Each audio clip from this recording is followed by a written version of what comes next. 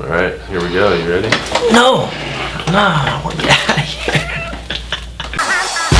here. Becoming paralyzed is many people's worst nightmare, but to me, it's my reality. I'm Cruz, and today, I'm bringing you into my world. Let's hope you can get some perspective, and let's have a chat. All right, guys, welcome back to another episode of Paralyze This. My name is Cruz. I am your host, and here with me today, I have Michael Caruso. He is actually the older brother of our previous interviewee, JP Caruso.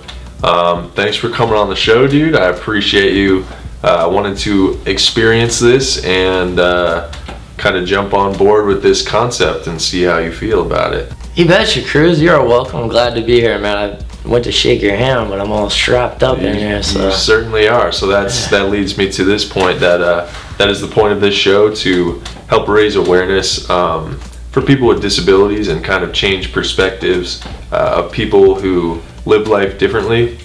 So Mike is completely strapped in this chair, just like every other episode, at his shins, at his knees, at his hands, and across his chest. Let me out of here!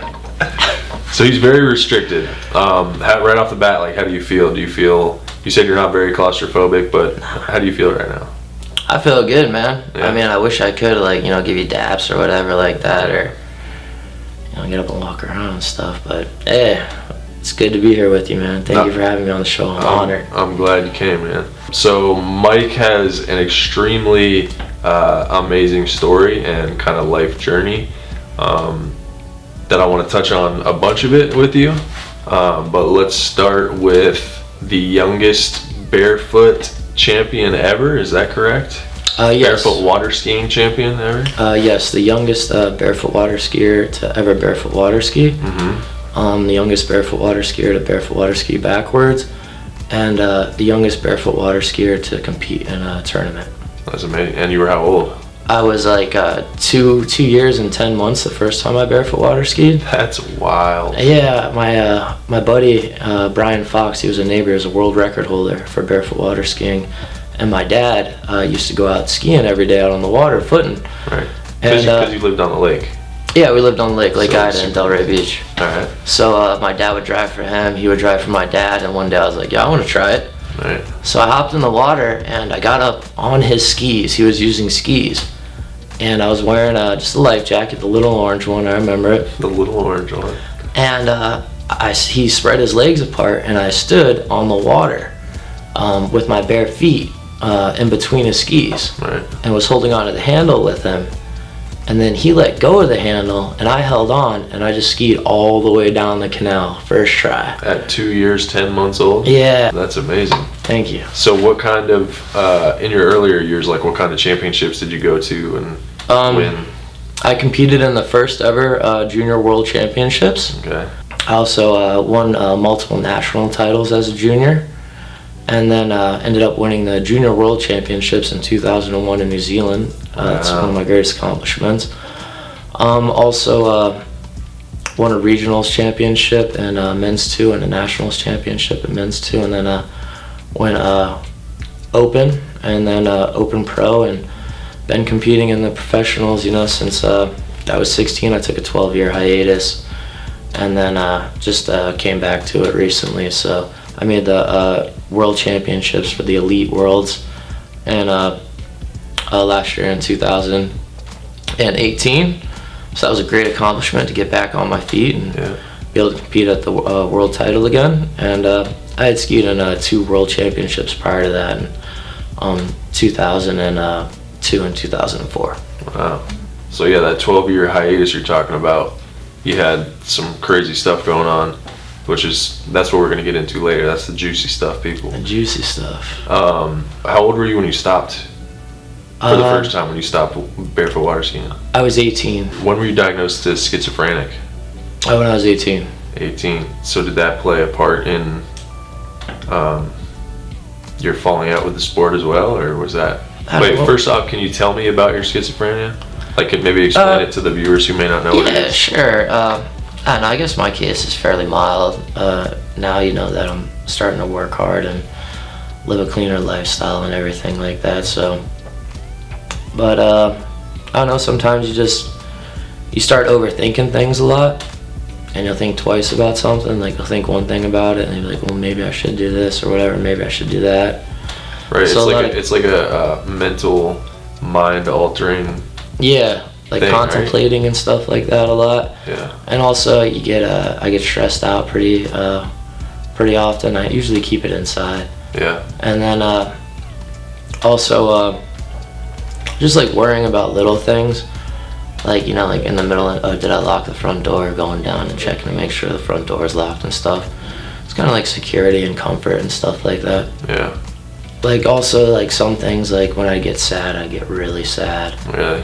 Yeah, or stuff like that. Or if I'd worry about something, I'd like really worry about it, and I just have to tell myself, you know, just relax. However it goes, it's gonna go, you know. Yeah. So would you say that had a huge impact on or has had a huge impact on your life in general?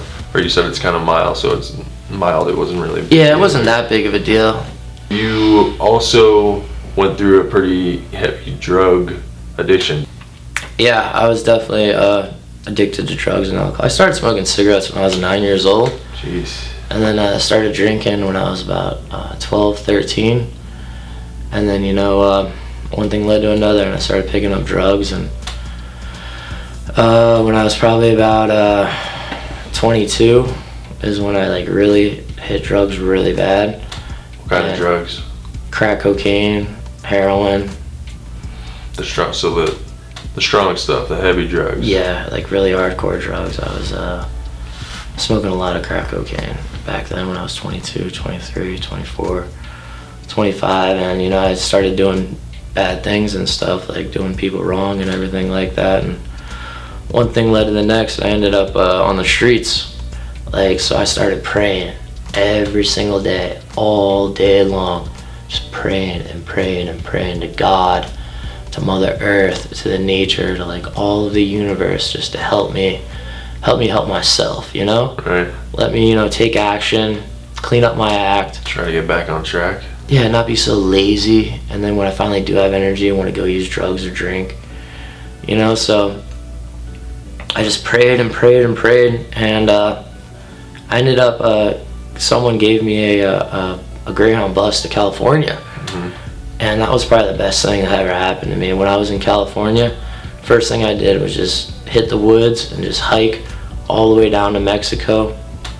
So you were still on the streets? Yeah, I was living on the streets of California? Yeah, living on the streets. But I spent most of the times, like, you know, like in the mountains and the hills, the desert, along the beach, the coastline and stuff like that, just walking every day, 30, 40 miles a day. Wow. And then when I get to like a major city like San Diego and stuff, or Tijuana, stuff like that in Mexico, of course, then I was like, you know, doing the homeless thing, just drinking and drugging. And right. So why'd you go to Mexico? Just because I was like, hey, I got nothing else to do. Yeah. It's not like I got a job or anything else to be occupied. Let's go to Mexico. So I'm walking down to Mexico, and I get to the border. I'm like, how do I get into Mexico? To like some lady that was walking down a hill, and she's like, oh, just go up that sidewalk there and you'll see a door and just walk in there.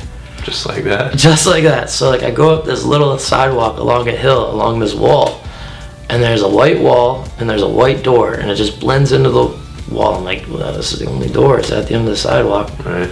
I open the thing, I walk inside and shut the door behind me, and I look back. There's like 6 Mexican army guys, like with machine guns and like grenades all strapped around their belts and stuff, like extra clips, like the full bodysuit armor, and they all pointing their guns at me. I'm like, am I allowed to be here? Like, am I okay? Some lady told me to go in this door to get to Mexico, and they're like, why do you want to go to Mexico? They spoke like perfectly clear English, like without an accent, like some top line, like serious Mexican army, like military guys. Right, border patrol or border control. Yeah, like the Mexican border control. Like those guys were no joke. And like, why do you want to go to Mexico? I was like, well, I got nothing else to do. I'm on the streets, you know, and just want to experience Mexico. I figured it might help me out, you know, different diversity and stuff. And like, they got like, do you have anything on you? I was like, nothing. I had absolutely zero anything in my pockets or anything like that. Like, no bag or anything? Nothing, no bag, just the clothes on me. And they're like, all right, and they waved me on with their guns. And then like I went down this little path and stuff, and next thing you know, I was in Mexico. So they just let you ride? Yeah. How much time did you spend in Mexico? Like 2-3 months I spent in Mexico. Like, you know, I was in Tijuana for so long, like a month, and I was like, you know, I want to get out of here. Like, maybe I can make my way down to Central America, like further, and you know, like Costa Rica or whatever. I don't know how it goes. But so I started marching down the desert, like maybe like a couple miles from the road, just march along the desert and stuff. And I was like, there's no water, so I went back to the highway, try to find water, and I'm probably like maybe like 40-50 miles south of Tijuana. And there's like a case of beer on the side of the road. Like, beer's better than nothing, right? Because like at that point you really just want water. And I go down and I kick the case of beer to see if it had any beer and if it was full or empty, and it was empty. And there was a Mexican police at the bottom of the hill. He's like, hey, what are you doing? And I was like, oh, so I ran back up the hill to the road, and he ended up hopping up his truck and arresting me and bringing me back to Tijuana jail. Man, Tijuana jail, bro, they got the best food. Really? For real. They got these burritos with like just rice and beans in it. It is so good. And they got this soup where it's like comes in a cup and it's like a fish broth and has this like whole entire sardine fish like in it. Like not even cut up or anything like that. Wow. Yeah, so like you drink the soup and eat the food, man. But it is so cold. It's like 100% cement, the whole thing. So you're wearing like short sleeves, short shirt, short sleeve shorts, and freezing cold. So after I got out of jail, I was like, tried staying there a little bit longer, ended up in jail a couple more times and stuff, and I was like, ah, forget this. They want me out of Mexico. So I traveled back to the US. Wait, so like what does one of your days consist of while you're in Mexico? Like you said, just walking. Like besides walking, what's going on? A lot of sleeping. Yeah. Hitting up the markets. You know, you go to these markets and all the Mexicans are really giving and stuff. They give me huge bags of fruit, you know, vegetables. Like they make this one thing where they cut up like cactus. Like I'm trying to show you with my hands, or if I'm locked in like can't do it. The little cactus pads, yeah, and they cut off all the spikes on it. Okay. And then you just eat that. They would always give me those, and then getting tortillas.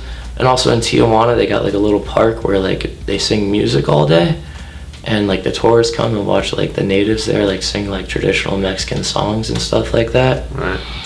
Yeah, there was this really cool guy there called Morto, and he was like dressed up in all black, like wore face paint, like a huge black suit, and he'd sing like awesome songs and stuff like that, a real deep voice. And I remember afterwards, me and Morto would hang out and stuff and just walk around and talk because he spoke perfect English. Yeah.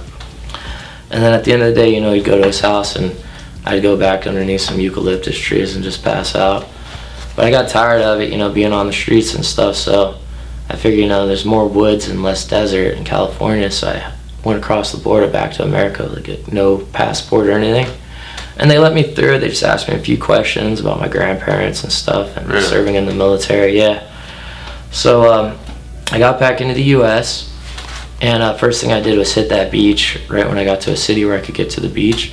Ended up making my way all the way, you know, to LA, and then past LA to San Francisco, which is beautiful, because then you start getting to like the redwood forest. And man, I love the redwoods. Yeah. You find like these redwoods all tipped over and stuff, and like the roots would be showing, and it'd create like kind of like a cave, like a den. Right. And so I'd pass out under there because it's always raining in the redwood forest. So it'd keep me dry and stuff, and you know, just throw some pine needles over me, stay warm. You know, drink water, eat berries, little ferns that are growing in the ground and stuff. I mean, I get super hungry, man. Sometimes I just straight eat leaves or like sticks. Really? No lie, like living in the woods, yeah. Like I tried not to kill any kind of animals while I was out there because I figured I don't want anything to kill me, you know, like karma. Right. And, you know, never once did I run into a dangerous animal. I saw a bunch of deer. That was it. Never once, you know, a coyote or a bear or a mountain lion or anything like that. You know, like it was all just like the birds and the bees. It was a good time out there, man. It was fun living in the woods and stuff. Was it though? Was it like every day where you think like, fuck, why am I doing this, or why am I homeless? I want to be back at home, or It was were you just it was like at that peace? 100%. But I just kept praying, and I was glad that I was living in nature with animals and plants and rivers and streams and mountains instead of living in the city, you know, doing more and more drugs and drinking more. And so when you were in the woods, you were not doing any drugs? No, there's nobody around. All right, so it was literally just you out there. Yeah, just me. Like, if I did, like, you know, start coming down with, you know, like, wanting to use or whatnot, I'd, you know, just walk to a road and start walking, and sooner or later some hippies would pick you up and smoke a doobie or whatever. But right. I was trying to avoid that. So the more and more I prayed and the closer I got to being homeless, the more and more time I spent in nature, really. And I got about 30 miles south of Oregon, a little bit north of Oric, California. Mm-hmm. And just got cold and stuff. Started getting really cold, really lonely, really hungry, really tired, like super lonely, man, out there in the woods and stuff. I bet. And so I turned around and made it back to San Francisco and stuff, man. And how long have you been out on the street now? This was like 4.5 years, like just 4.5 towards the end. years. Yeah. So I was like just living out in the woods and stuff, and towards the end of it mostly, and somebody gave me a ride to like Reddington, and then from there, like I just caught a bus to San Francisco. I was like kind of over it, and all in all, I like flipped out once I got to San Francisco because I was like so lonely and like tired. I flipped out on like some guy like charging people for parking at a parking garage, and I was like, how could you charge people just to park their cars or whatever? I'm like, oh, you're scamming the world, whatever, everything should be free. Right. And you were so in touch with nature and like, I don't know what it was. I was just flipping out. I was upset, and they ended up throwing me in jail and then in a mental institute. And this was where? In San Francisco. Wow.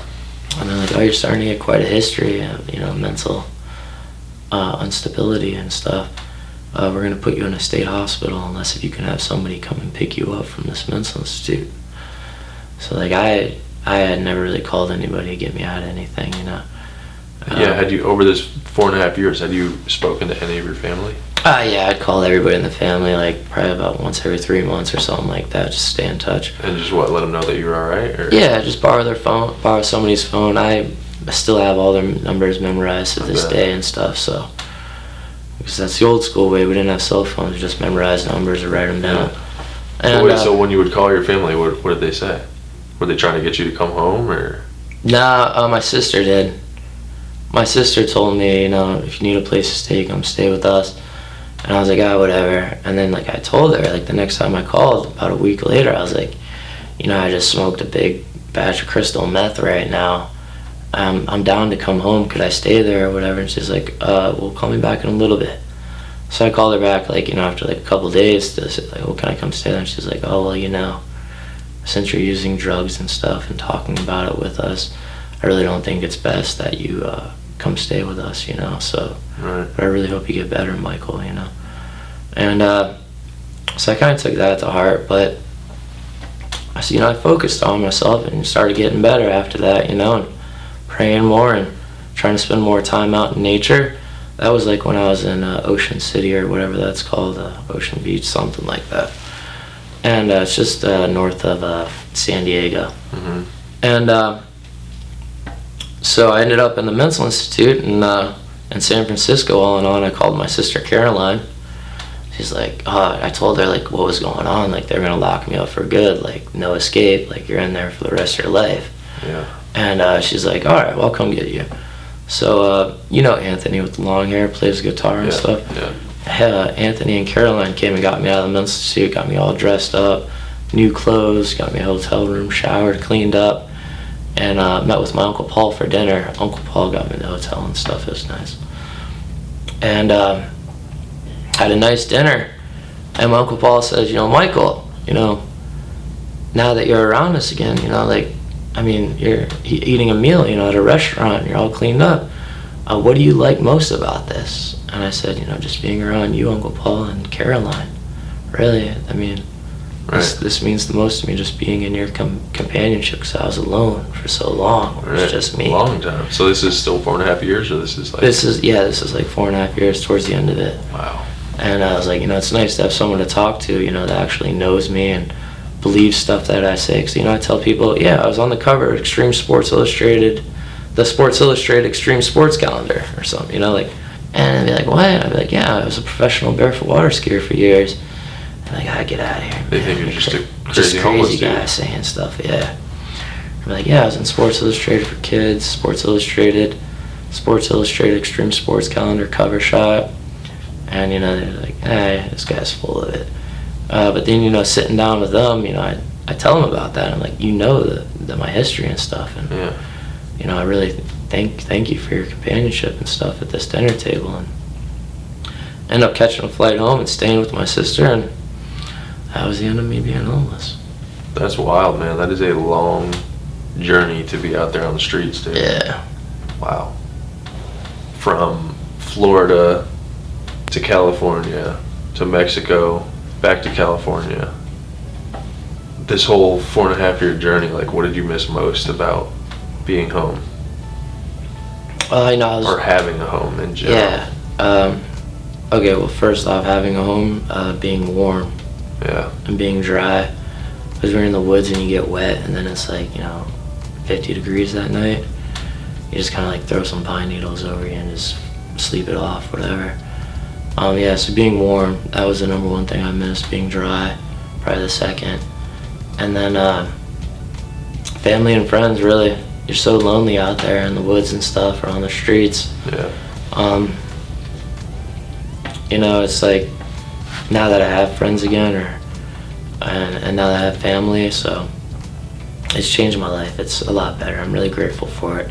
I always like to, thank you for inviting me, or thank you for this opportunity, or I'm honored to be a part of this. Like, I'm always saying that stuff to everybody that I'm with, because it's like nothing else being alone like that, and now having this again, it's like I'm really taking it, Right, you felt the lowest, pretty much the lowest of lows, so like, yeah.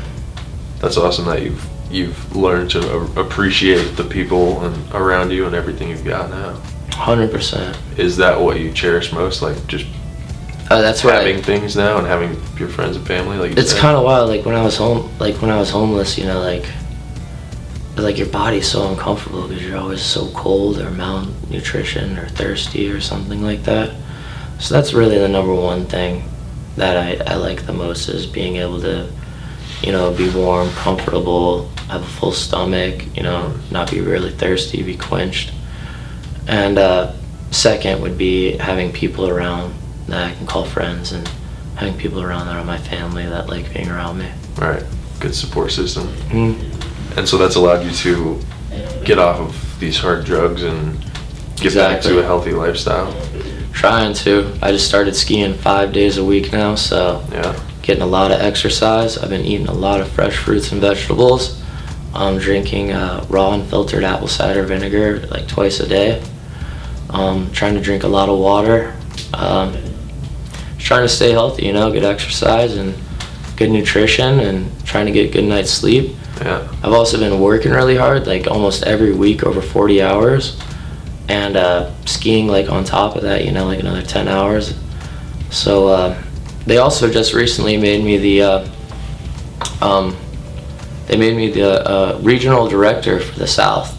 So for all the South, like Kentucky and Georgia, all the way to Florida and stuff, I'm the in charge of all the barefoot water skiing that goes on. Really?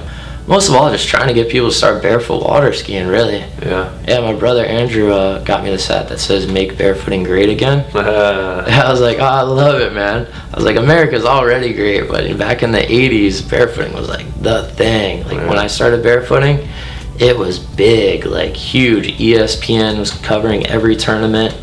I mean, people were like celebrities in the barefoot world, like music videos featuring all the barefooters and stuff.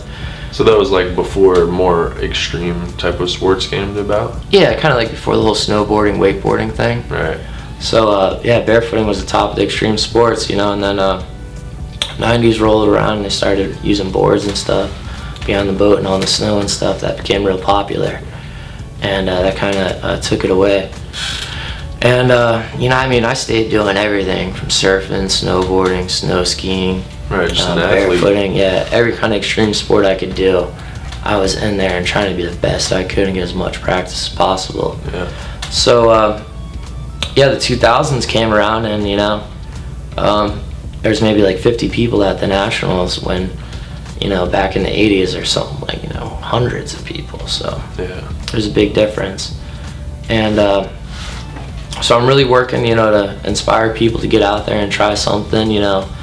They may not be, like too excited when they take that first fall and they're like, whoa, what was that?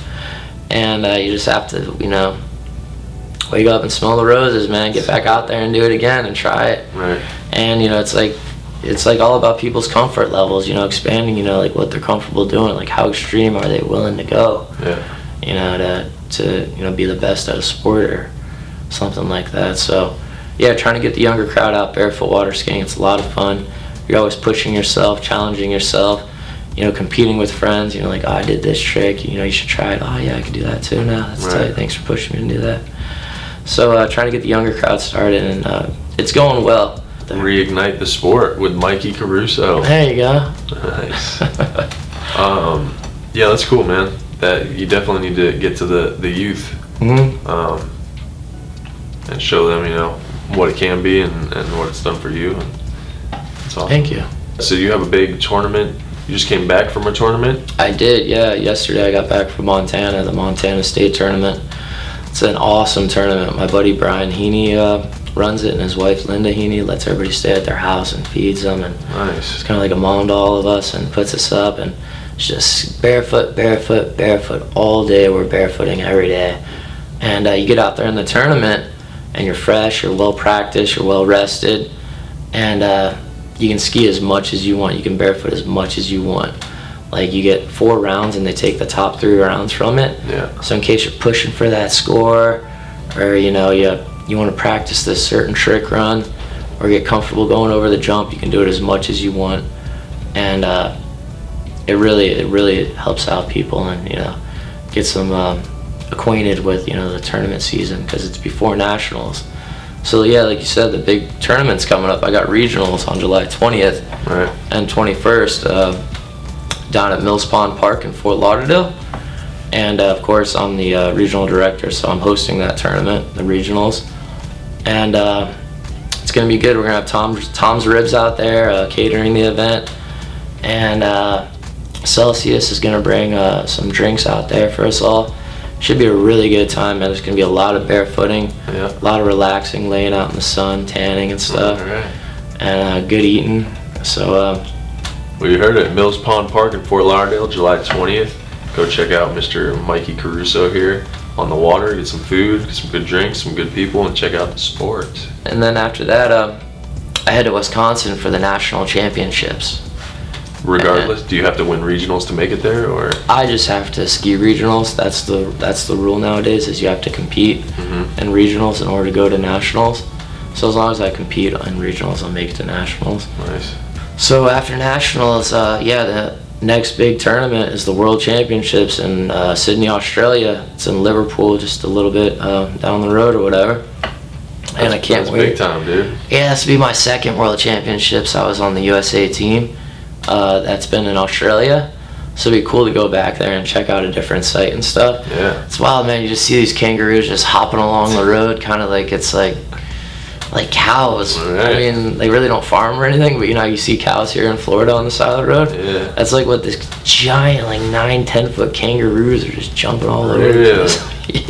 Damn. Yeah, and the ladies are beautiful there, and the sandwiches are big and full of vegetables, bro. They will put every vegetable in the world on a sandwich in Australia. Like here in America, it's like, lettuce, onion, tomato, pickles. All right, that thing's set. There, they're throwing on like beets and carrots and alfalfa sprouts and cucumbers and wow. Yeah, the worst. It's right up your alley, dude. Bro, I love the food in Australia. It's tight. That's awesome. Yeah. So your journey from 2 years and 10 months old, starting barefooting, becoming a juniors champion, were you juniors world champions, you said? Yes, sir, junior world champion. And then going through what you did, realizing that you were had a mild case of schizophrenia, starting to use drugs heavy, being homeless for 4.5 years, reconnecting with your family, cleaning up, healthy lifestyle, and you're back to barefooting, competing for world championships again. Like, briefly, what is that journey taught you? The whole thing, everything, your whole life. Like, what have you taken from all this? I learned kind of just when you get something good going for you, just, be thankful for what you have, and do everything you can to keep that in your life and a part of your life. Like having you around, Cruz, man. Like, I'm so thankful for you being my friend and companion and hanging out and helping me out. And, whenever you need something, I'll help you out. Yeah, man. Just being there for each other. And I'm so thankful for it. And really, I expect to go on for eternity, man. That's good. You definitely need to be appreciative for what you got. I'm definitely here whenever you need me. There you go. I'm glad you are too, man. You're a hell of a guy. That's right. And like, that's, we've all got our own crazy journeys. I can't even tell you how many things I've learned from, having my accident, my injury for the past decade. It's taught me like unbelievable things. And although your journey was different, you've come out on the other end of it, with a smile on your face and a positive attitude. And you still got your life and your family and all this great stuff around you, which is pretty awesome to see, man, because you really are a hell of a guy, always willing to help somebody out, and it's awesome, man. Thank you very much, Chris. I appreciate it. Hell yeah. So last question for you would be, somebody who's out there right now watching this video and they're struggling from drug addiction, or they're about to be living on the streets, or maybe they are living on the streets, or they're have a bad relationship with their family or whatever, like whatever their low is, what's your advice to them to try and get out of that and get to a positive place where you are in your life? First off, I would recommend to that person that they want to help themselves. They want to change. They have to want it. And if they can't want to help themselves or want to change, they can want everybody else and everything else to help them, change themselves. So like, think about it. I mean, I don't want to change. I like smoking crack. Well, you also could, like everything, the universe, God, please help me stop smoking crack. Like that thought right there. And, you just keep thinking about it. You start asking for more stuff, God, please help me, relax and be peaceful and friendly and nice to others. God, please help me be giving, God, please help me take care of myself, be clean and proper and polite to others. And then sooner or later, you're looking upon yourself like, all right, I have to take a shower this morning. I have to, say hello, give people hugs, shake hands, be polite, eat meals, take a shower tonight, get a full night's sleep, wake up tomorrow morning and do it all over again, And you're like, it becomes like basic, like routine, yeah. So like, you can always just sit down and just think, close your eyes and I'm alive. I'm thankful for that. I can do anything I put my mind to, and just get out there and crush it, Right. I mean, you all just like breathing in, you're alive wherever you are. I mean, be thankful for what you have. I mean, everybody that's gonna hear this is alive. Right. So they can be thankful for that right there. Yeah. And the more things that you're thankful for like that, like, oh, I had a drink of water today, I'm thankful for water. I had an apple, I'm thankful for food. It's wild. The more thankful you are for what you have, the more you start realizing what you have. Right. And you can grow on that, really. I think you definitely nailed it. And that's like, hopefully that can help somebody out there. Like I said, the point of the show is to, whether it's changing somebody's perspective or if they take something literally from it, whether there's, somebody's addicted to drugs and they hear your story and that helps them clean themselves up, then that's, a success, and I hope that happens. So you've been strapped in for probably an hour-ish now. How do you feel? Like, squirmy at all? Are you claustrophobic? Have you been worried about it at all? I feel like I'm gonna be electrocuted to death any instant. Good God. Kind of like I'm stuck in an electric chair. Nah, bro, I'm playing. But I see what you're at with this, man. It's like, I keep going to like sit up or bend over or lift my hand or lift this hand or the legs or whatnot. It's like, people really go through this, man. Yeah. And you gotta respect them. And yeah, it could be, I mean, the smallest thing, whether you have an itch or like you said, you were going to adjust yourself or shift your weight a little bit, and it's a little bit harder. That's why I tilt my chair back and do weight shifts. There you go. To get some blood flow and circulation. Nice. Yeah, man, so like little things like that get taken for granted every day. Yeah, it really makes me thankful that where I am. You know? Yeah, man, that's Thank the goal, you. baby. Thank you very much. You're very welcome, sir. Thank you. You are welcome, Cruz. What do you think your next step is? I mean, you're going to become obviously a huge success with this motivation and inspiration and telling stories. I know you're going to help me write a book that's going to be inspiring and motivational. So, yes, sir. Yeah, thank you for that. So, what do you think your big next step is? I'm just hoping that this show kind of takes off and gets a ton of views and subscribers, and just to bring awareness to disabilities, people with physical disabilities, and you know, chatting with somebody like you who's had a mental disability. You know, awareness for all disabilities is good for people all across the world, whether they have a disability or not, because acceptance is huge, and I want to help people, man, you know? Yeah. So the more awareness we can bring to people who need it, the better. So that's my goal. I'm here putting it all out there to try and help who we can. That's right. Well, man, again, thank you so much for coming on the show. Really appreciate it. Great to have you here. Your story is unbelievable. Thank you, my friend. And it's great to have you back in all of our lives. Society, my man. That's right. I will put his Instagram and Facebook, all his contact info in the description below if you want to reach out, maybe hear more of his story. That would be awesome. If you're up for that. You bet, Cruz, anytime. Right on. Well, thank you again for tuning in, and I'll see you next week on Paralyze This.